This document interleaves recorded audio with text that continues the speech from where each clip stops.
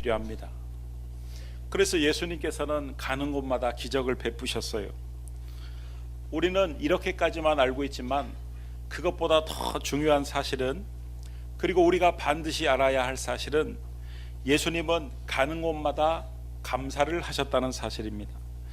여러분, 예수님은 감사를 참 잘하시는 분이셨습니다. 주님이 얼마나 감사를 잘 하시는 분이셨냐면은, 주님은 첫 번째, 작은 것까지도 감사하시는 분이셨습니다. 지극히 작은 것에도 감사하시는 분이셨다. 이게 여러분 쉬운 게 아닙니다. 베세다 들녘에서 오병이어의 기적으로 그곳에 있는 수많은 사람들, 남자만 5,000명, 여자와 아이들을 합치면 2만 명이나 되는 그곳에 주님께서 오병이어의 기적을 베푸셨습니다. 주님이 오병이어의 기적을 베푸시고 12광줄이나 먹을 것이 남았습니다.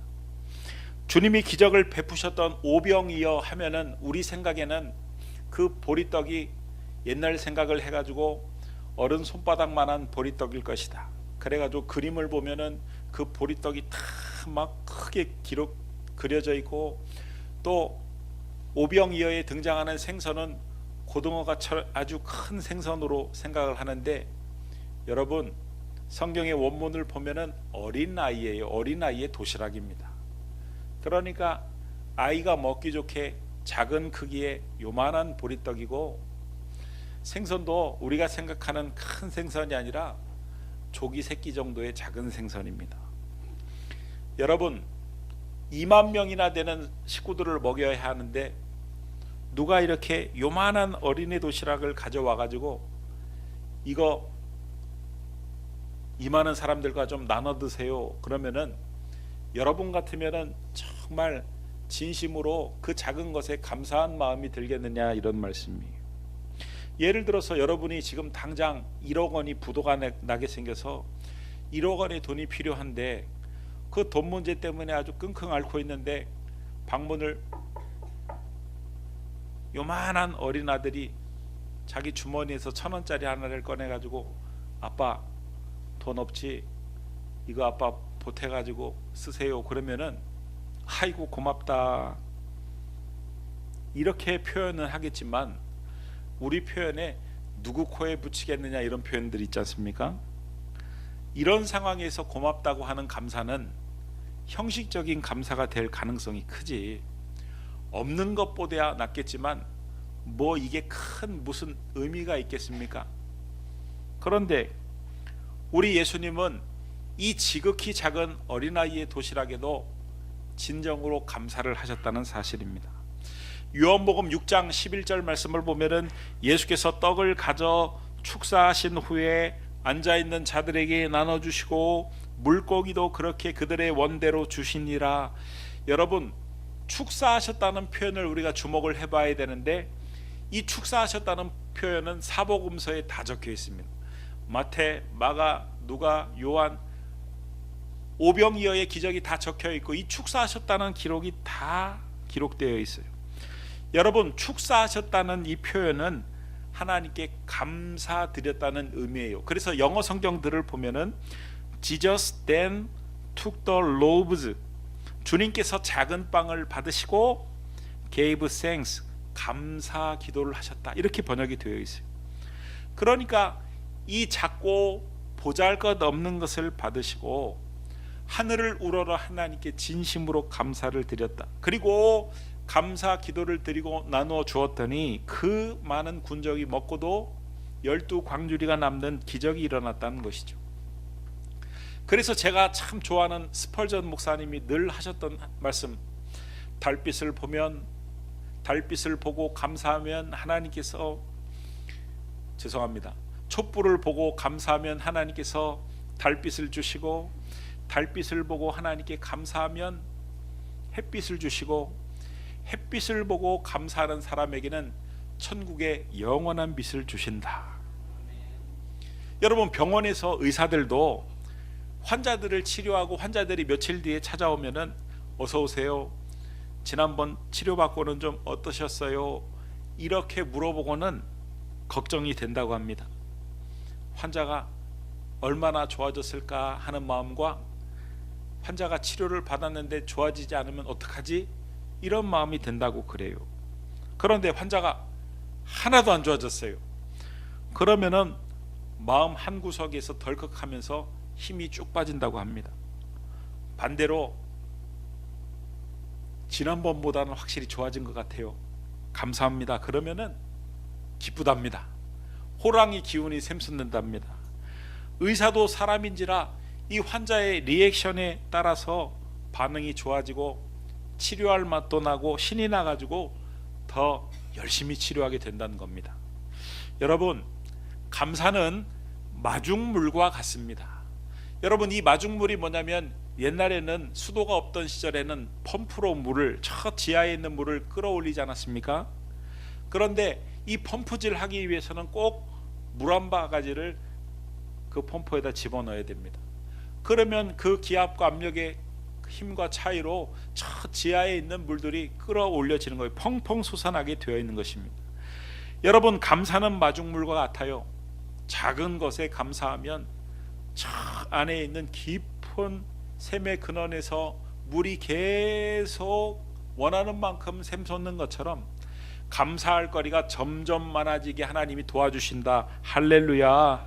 그래서 여러분, 성경에서는 작은 일에도 감사하라 이렇게 표현하지 않고 범사에 감사하라, 항상 기뻐하라, 쉬지 말고 기도하라, 범사에 감사하라 이렇게 표현하고 있는 겁니다. 여러분, 범사에 감사하려고 하면은 큰 일에만 감사해서는 범사에 감사할 수 없어요. 작은 일에도 감사해야 범사에 감사할 수 있다. 여러분, 큰 일에 감사하는 것은 누구나 다 합니다. 그러나 작은 일에 감사하는 것은, 그것도 진심을 담아 작은 일에 감사하는 것은 쉽지가 않아요. 중요한 것은 작은 일에 감사하는 사람을 보면은 누구나 감동을 받을 수밖에 없다. 더 잘해주고 싶은 마음이 든다. 제가 옛날에 부목사로 심호하던 교회에서 청년들이 400명이나 됐는데 제가 청년부 담당 목사였습니다. 청년들이 군에 갔다가 휴가를 오면은 제가 우리 청년들에게 밥을 사줬어요. 그때 이영광이라는 청년에게 제가 밥을 사주었습니다. 이 영광이라는 청년에는 아버지가 개척교회 목사인데 힘들고 어렵게 개척을 하시다 그만 그 중간에 초천하시고, 그 사모님이 이 재봉틀 그 옷을 수선하는 그 일을 통해서 이 아이를 키웠어요. 그런데 이 아이가 대학을 가야 되는데 계속 대학을 떨어져 가지고 삼수를 하다가 도저히 낙담이 돼 가지고 다시 사수하기 힘들다고 군대를 간 겁니다. 그리고 휴가를 왔는데 제가 그냥 식사를 사준 거죠. 여러분, 제가 그 아이에게 어떤 메뉴를 사주었다는 것을 기억할까요? 모를까요? 제가 밥 한 끼 사주고 메뉴가 뭘 사줬는지 기억하는 그런 째째한 사람이겠습니까? 그런데 제가 그날 무엇을 사주었는지 기억을 합니다. 왜 기억을 하냐고요? 그 친구가 기억을 하고 저에게 말을 해 주었기 때문에 그렇습니다. 제대한 후에 그 아이가 목사님, 제가 그때 마음적으로 너무 힘들었는데 목사님이 이것도 사주시면서 저에게 따뜻한 말을 해주셨는데 정말 감사했습니다. 저는 저한테 그냥 인사치레로 하는 말인 줄 알았습니다. 그런데 청년들한테, 만나는 청년마다 그때 내가 힘들었는데 우리 목사님이 그렇게 사주시고 위로하셨는데 큰 힘이 됐다. 우리 애들한테도 목사님이 그때 나에게 정말 큰 힘이 됐고 너무 감사했다. 이 아이가 서강대 경제학과를 사수 끝에 들어갔습니다. 그리고 우리 둘째 아이를 고등학교 때 공부를 마치고 야자를 마치고 밤늦게 오지 않습니까? 근데 그 늦은 시간에 교회 와서 과외를 밤늦게까지 가르쳐 주었어요. 작은 일에 감사하는 그 청년의 태도에 제가 오히려 더 큰 감동을 받았습니다. 여러분, 만약에 그 청년이 그 작은 일에 감사를 하지 않았다면 저도 그 일을 새카맣게 잊어버렸을 겁니다. 그게 무슨 대수로운 일이라고 제가 밥 사준 것을 기억하고 메뉴를 기억할 수 있겠습니까? 그런데 그 아이가 그 작은 일을 잊지 못하고 진정으로 감사를 하니까 제 마음속에 그 친구가 오히려 대단하게 느껴지고 제가 대단한 것이 아니라 그 친구가 대단하게 느껴지고 더 잘해주려고 신앙적으로 바로 지도하려고 애를 쓰고 나중에는 그 청년부에서 그 친구가 간사의 직분까지 올라가게 되었습니다. 여러분, 우리 예수님도 소자의 작은 물 한 그릇 대접도 기억하셨습니다. 그 메뉴도 정확하게 기억하셨습니다. 이게 무슨 말이에요? 그 작은 자의 헌신을 감사함으로, 진짜로 진정으로 감사함으로 받으셨기 때문에 그 메뉴까지도 정확하게 기억하고 계셨던 것입니다. 그러므로 우리 예수님처럼 지극히 작은 것에도 진심으로 감사할 수 있어야 한다. 여러분, 우리가 생각만 조금 바꿔놓고 생각을 해보면은 불평할 일도 감사할 수가 있습니다. 옷이 몸에 좀 끼십니까? 그러면 그건 불평할 일이 아니라 생각해보면 내가 참 잘 먹고 잘 살고 있기 때문이다 라고 생각하고 감사할 수 있는 일입니다. 갑자기 날씨가 추워져가지고 난방비가 많이 나왔다고요? 난방비가 많이 나와가지고 속상해할 일이 아니라 내가 따뜻하게 살고 있구나 생각해보면 감사할 수 있는 일이에요. 아이고, 예배 마치고 집에 가면 지금 세탁기 앞에 빨래할 게 아주 산더미처럼 쌓여 있는데, 여러분, 그건 불평할 일이 아니라 내가 옷이 많기 때문이라고 감사할 수 있는 일입니다. 지금 온몸이 뻐근하고 피로하고 있다면 그건 불평할 일이 아니라 내가 할 일이 있는 것이고 그 일을 열심히 했기 때문이라고 감사할 수 있는 일이다, 이런 말씀입니다. 어떤 사람은 자기 인생에 조그만 구렁텅이만 있어도 하나님을 원망하고 왜 내 인생에 이렇게 구렁텅이가 있냐고 하나님을 원망하고 사람을 원망하는데, 그러나 어떤 사람은 자기가 그 가는 그 험하고 캄캄한 길에 아주 조그만 빛이라도 비치면 하나님이 자기에게 비춰주시는 자비로운 불빛이라고 감사하는 사람들이 있습니다. 화려한 궁전에 살면서도 삶이 왜 이렇게 지루하고 변화가 없냐고, 밋밋하다고, 기쁜 일이 하나도 없냐고 얼굴을 찡그리며 사는 사람도, 불평하는 사람도 있는 반면에 작은 오두음하게 살면서도, 오막살이를 하면서도 나를 지켜주시는 하나님의 은혜에 한없이 감사를 드리는 사람도 있다, 이런 말씀이에요. 여러분, 사람이 가진 것이 많다고, 누리는 것이 많다고 아름다운 인생이 되는 게 아닙니다. 어떤 것까지 감사할 수 있느냐에 따라서 인생이 아름다워질 수도 있고 추해질 수도 있는 거예요. 저와 우리 기쁨의 교회 성도님들은 우리 예수님처럼 지극히 작은 것에까지도 생각을 바꾸고 초점을 바꾸고 감사할 수 있는 신앙인들이 될 수 있길 주님의 이름으로 축원합니다. 두 번째, 주님은요 절망적인 상황에서도 감사했습니다. 요한복음 11장 보면은 이 마르다와 마리아가 사는 집에 오라비 나사로가 죽은 이야기가 나오는데, 예수님께서 도착했을 때는 이 나사로가 죽은 지 나흘이 지난 뒤였습니다. 시체가 부패해가지고 냄새가 심했어요. 요한복음 11장 39절에 보면 어떤 사람이 주님께 그 나사로의 그 시체의 상태를 보고 하는 사람이 있었는데 뭐라고 표현을 해놨냐면, 주여 죽은 지가 나흘이 되었음에 벌써 냄새가 나나이다, 이렇게 표현을 했습니다.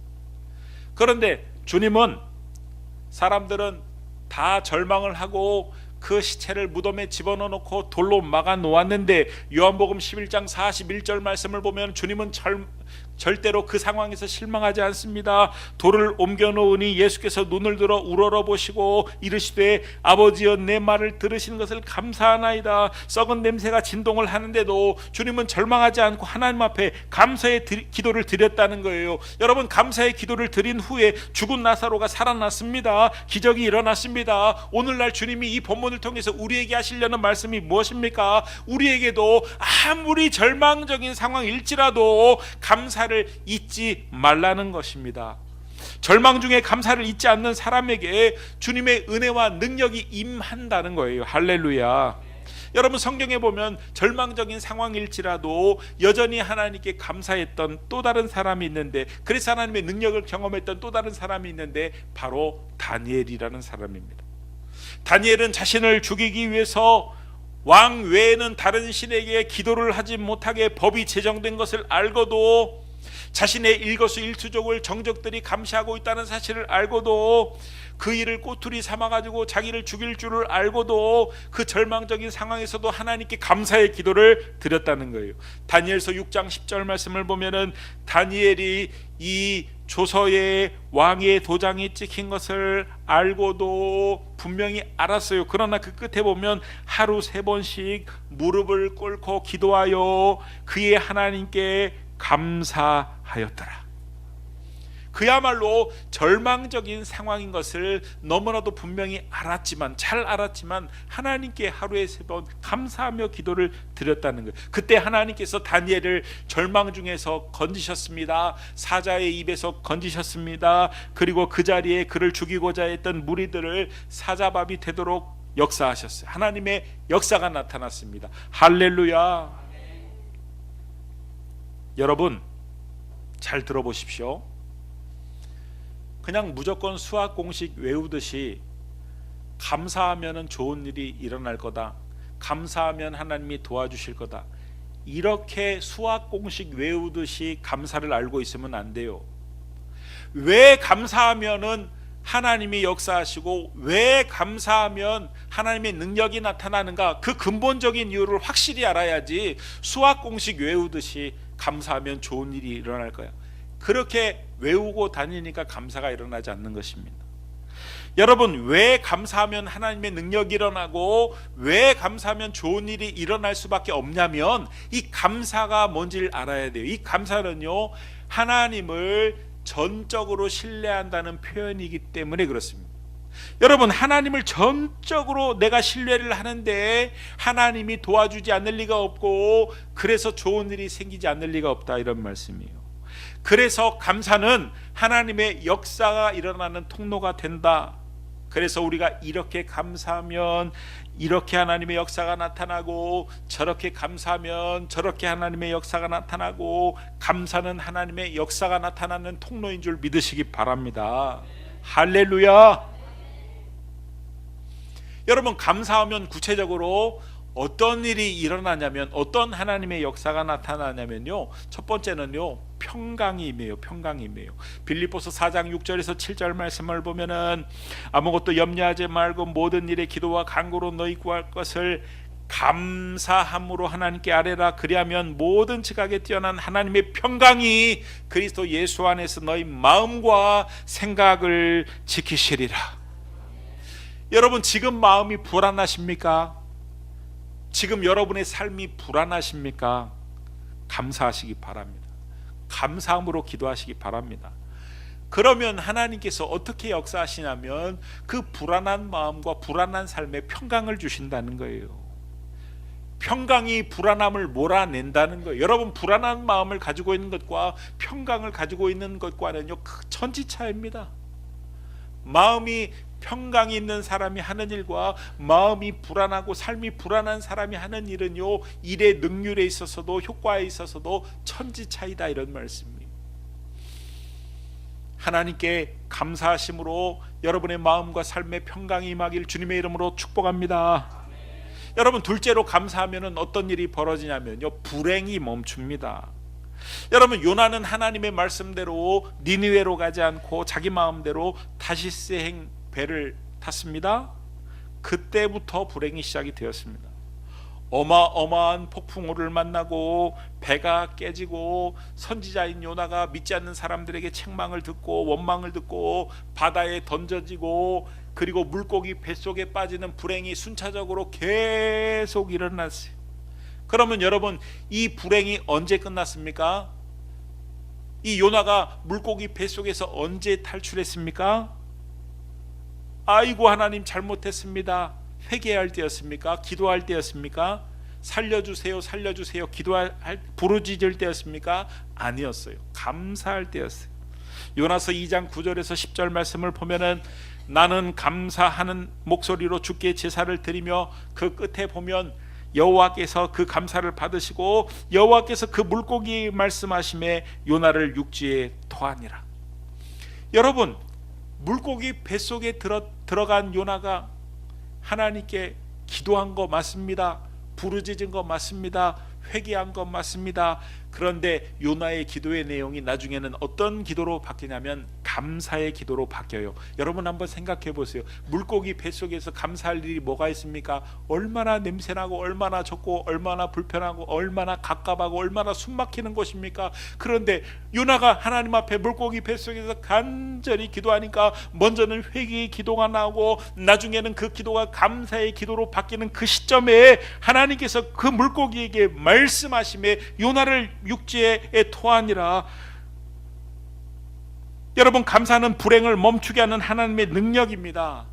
여러분, 우리의 삶은 이론은 불행 끝 행복 시작이어야 하는데 실제 우리의 삶은 불행 끝 새불행 시작입니다. 불행이 멈추지 않는다, 이런 말씀. 여러분, 불행이 정말 끝나려면 그 중간에 뭐가 있어야 되냐면 감사가 있어야 된다. 불행 끝 감사 행복 시작, 이렇게 되는 것이지 불행이 끝났는데 감사가 없으면 새 불행이 또 시작이 된다, 이런 말씀. 여러분, 분위기가 바뀐다고 그러죠. 흐름이 바뀐다고 그럽니다. 대세가 바뀐다고 표현을 합니다. 여러분의 삶에 지금 분위기가 바뀌고 흐름이 바뀌고 대세가 바뀌기를 원하십니까? 여러분, 우리가 세 번째로는요, 감사를 하면은 분위기가 바뀌고 대세가 바뀌고 흐름이 바뀌는 역사가 나타나는데 하나님의 구원의 역사가 나타납니다. 시편 50편 23절 말씀을 보면은 감사로 제사를 드리는 자가 그 끝에 뭐라고 되어 있습니까? 내가 하나님의 구원을 보이리라. 감사의 제사를 드리는 사람에게 하나님께서 구원을 보여주시겠다는 거예요. 이 말은 무슨 말씀이에요? 하나님께서 분위기를 바꿔주시겠다는 거예요. 흐름을 바꿔주시겠다는 것입니다. 대세를 바꿔주시겠다는 것입니다. 여러분, 구약 성경에 보면 아람의 대군이 쳐들어왔을 때 여호사밧 왕이 군대의 제일 앞에 찬양대를 세우고 찬양을 부르게 하는데 어떤 찬양을 부르게 하냐면은 감사의 찬양을 부르게 합니다. 감사의 찬양을 부를 때 어떤 일이 벌어졌냐면 역대하 20장 21절에서 23절 말씀을 보면은 여호와를 찬송하여 이르기를 여호와께 감사하세 그의 인자하심이 영원하도다 하게 하였더니 그 노래와 찬송이 시작될 때에, 그러니까 그 감사의 찬송이 시작될 때에 어떤 일이 벌어졌냐면 하나님의 구원의 역사가 벌어졌습니다. 대세를 바꾸는 하나님의 역사가 시작됐습니다. 흐름을 바꾸는 하나님의 역사가 시작됐습니다. 분위기를 바꾸는 하나님의 역사가 시작됐습니다. 아멘 할 때까지 계속합니다. 할렐루야. 여호와께서 복병을 두어 유다를 치러 온 암몬 자손과 모압과 세일산 주민들을 치게 하심으로 그들이 패하였으니 곧 암몬과 모압 자손이 일어나 세일산 주민들을 쳐서 진멸하고 세일 주민들을 멸한 후에는 그들이 서로 쳐 죽였더라. 할렐루야. 여러분, 감사가 시작될 때 분위기가 바뀌고 흐름이 바뀌고 대세가 완전히 바뀌는 하나님의 구원의 역사가 나타났다는 거예요. 여러분, 바울과 실라가 감옥에서 감사할 일이 뭐가 있겠습니까? 그런데 그들이 감사의 찬양과 기도를 올려드렸더니 옥토가 흔들리고 문이 열리고 매였던 착고가 풀리고 빌립보 간수가 찾아와가지고 자기 집으로 아주 극진히 모셔가고 극진히 대접을 하고 세례를 베푸는, 분위기가 바뀌는, 흐름이 바뀌는, 대세가 완전히 뒤집어지는, 무슨 간수가 그렇게 아주 극진히 대접을 하고 선생님 식사 대접 그렇게 할 수가 있습니까? 여러분, 감사와 찬양을 올려드렸더니 하나님의 구원의 역사가 나타났기 때문에 그 대세가 바뀌고 흐름이 바뀐 것이다. 할렐루야. 그러므로 저와 우리 기쁨의 교회 성도님들은 아무리 절망적인 상황일지라도, 비관적인 상황일지라도, 남들이 다 힘들다고 염려하는 상황일지라도, 남들이 다 포기한 상황일지라도 하나님께 진심으로 감사를 올려드림으로 하나님이 구원의 역사를 베푸시사 여러분의 분위기를 바꿔주시고 흐름을 바꿔주시고 대세를 바꿔주시는 놀라운 역사가 나타나기를 주님의 이름으로 축원합니다. 어떤 분은 기도를 열심히 하는데 왜 기도에 응답이 없는지 답답해 하시는 분들이 있어요. 그래가지고 기도를 막 하다가도 실망을 해가지고 응답이 없으니까 기도 생활을 멈추는 분들이 계세요. 여러분, 그럴 경우에 몇 가지를 점검해 봐야 됩니다. 내가 죄 중에 돌이키지 않았다든가, 그러나 여러분, 제일 근본적으로 기도의 응답이 없을 때 가장 기초적인 점검 사항 중에 하나가 뭐냐면은, 요즘 내가 감사 생활을 하고 있느냐 있지 않느냐, 이걸 점검해 봐야 됩니다. 여러분, 감사 생활을 하는 중에 기도를 해야 응답이 있는 거예요. 응답이 빠른 것입니다. 시편 50편 14절과 15절 말씀을 보면은 감사로 하나님께 제사를 드리며, 밑줄 친 부분을 보세요. 환난 날에 나를 부르라. 내가 너를 건지리니 내가 나를 영화롭게 하리로다. 우리는 환난 날에 나를 부르라, 내가 너를 건지리니, 여기에만 관심을 갖고 여기에만 초점을 맞춰가지고 하나님께 부르짖어 기도만 하는데, 여러분, 그 앞에 조건이, 어떤 조건이 붙어 있냐면, 감사로 여호와 하나님께 제사를 드리며, 그 앞에 먼저 감사의 생활이 조건으로 붙어 있다는 거예요. 여러분, 잘 들어보십시오. 이 말씀이 이해가 돼야 돼요. 혹시 이해가 안 되면은 홈페이지에 가셔가지고 다시 설교를 듣더라도 이 말씀을 정확히 이해하십시오. 이런 표현입니다. 감사하는 네가 환난 날에 나에게 기도하면 내가 응답하겠다. 왜냐하면 네가 감사를 할 줄 알기 때문에 내가 기도 응답을 해도 네가 감사를 할 것이고, 그래서 나에게 영광을 돌리며 나를 영화롭게 할 것이기 때문에 내가 너에게 기도하면 응답해 주겠다, 이런 뜻이에요. 여러분, 이 말씀을 반대로 해석해 보면, 야, 네가 감사가 없으면 기도 응답을 해 줘봐야 감사가 없기 때문에 그냥 이것이 우연히 일어난 일이라고 치부하고, 내가 잘 돼가지고 일이 풀린 것이라고 생각하고 나에게 영광을 돌리지도 않을 것이고, 그러면 너의 신앙도 자라지 않을 것이고, 아무 유익이 없는데, 기도에 응답해 줘봐야 아무 유익이 없는데 기도 응답하기가 어렵지 않겠니? 이런 말씀인 것입니다. 여러분도 한번 생각해 보세요. 누군가가 찾아와 가지고 여러분에게 자꾸 달라 그래 가지고 주면은 당연한 듯이 받아가지고 감사는 할 줄 모르고 달라, 또 달라, 더 달라, 막 달라. 그러면은 주다가 어느 날은 또 감사가 없으면, 이 싸가지가 없네, 주기가 싫어요. 여러분도 그렇지 않겠습니까? 그런 경험이 없습니까? 그런데 뭔가를 하나 줬더니 정말 진심으로 감사하고, 어려운 절 도와주시기가 참 어려우실 텐데 저에게 이렇게 도와주셔서 감사합니다 하고, 자기가 일이 잘 풀리니까 제가 이렇게 잘 된 것이 그때 당신이 저를 도와주셨기 때문에 제가 잘 된 겁니다. 당신 덕분입니다. 이렇게 영광을 나에게 돌리면 내가 얼마나 감사하겠으며, 그가 나중에 나에게 도움을 청할 때 내가 얼마나 기쁜 마음으로 그를 또 도와줄 수 있겠느냐, 이런 말씀이에요. 그러니까 여러분, 무조건 달라고만 더 달라고 또 달라고만 떼쓰지 마시고 하나님께 먼저 감사를 충분히 할 수 있게 되길 주님의 이름으로 축원합니다. 데살로니가전서 5장 18절 말씀에 범사에 감사하라, 이것이 그리스도 예수 안에서 너희를 향하신 하나님의 뜻이니라. 범사에 감사하는 것이 하나님의 뜻입니다. 여러분, 범사에 감사라는 말은 조건이 맞으면 감사라는 말씀이 아니에요. 큰 일만 감사라는 말씀이 아니에요. 어떤 상황이든 어떤 때든 조건이 맞지 않더라도 감사라는 말씀입니다. 여러분, 그래가지고 여러분 감사하는 것을 보면, 감사가 하나님의 뜻이기 때문에 감사 하나만 보면 그 사람의 신앙의 모든 것을 알 수가 있는 것입니다. 감사를 보면 아주 정확히 그 사람의 현주소를 알 수가 있는, 신앙의 현주소를 알 수 있는 겁니다. 감사의 무게가 그 사람의 무게고, 감사의 길이가 그 사람의 신앙의 길이고, 감사의 깊이가 그 사람의 신앙의 깊이고, 감사가 충만한 사람이 성령이 충만한 사람인 줄 믿으시기 바랍니다. 여러분, 아무리 교회를 오래 다니고, 아무리 직분이 무슨 목사니 장로니 높고, 아무리 성경 공부를 하고 신학을 하고 제자대학 3학기까지 졸업을 하고 사역자반까지 마칠지라도 그 입에 감사가 없으면 모두 가짜라는 거예요. 가짜예요. 하나님의 뜻이 감사이기 때문에 여러분 잊지 않기를 바라요. 우리의 예수를 믿는 증거는 우리의 입에 감사의 언어가 있느냐 없느냐.